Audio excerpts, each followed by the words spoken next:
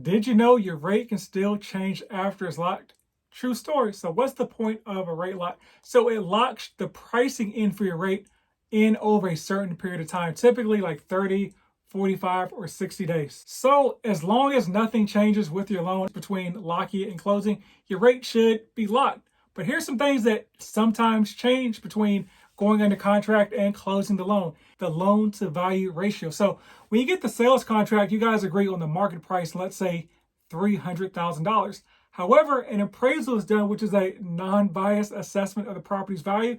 And if that appraisal comes in lower at like a 280, now that could impact your loan to value ratio because the value of the property is lower than it was on the sales contract. So what happens is either you or the seller have to come up or come down. That's another video for another day, but that could impact the loan to value ratio.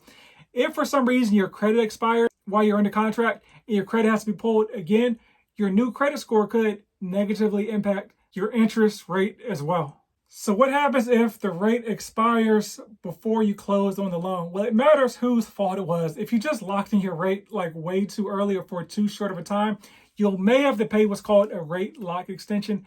If it's due to somebody else's fault, they have to pay for the rate lock extension, but the rate needs to be extended. What happens if the market falls out and like rates drop while you're under contract? So you locked in at 6%, but now you look at the market and rates are like 5.5%. Well, you may be able to do something called a rate float down. All lenders don't do it. Sometimes you're locked in, you're just locked in. You may have to just go to another lender if you have time. But here's how this works. The rate has to drop a certain percentage. So it's somewhere typically between like 0.5% and 1% based on the lender's guidelines for you to be able to float down your rate. And so you do have to pay money to float down the rate, but typically the rates have to drop enough so that the float down is essentially paid for by the lower rate.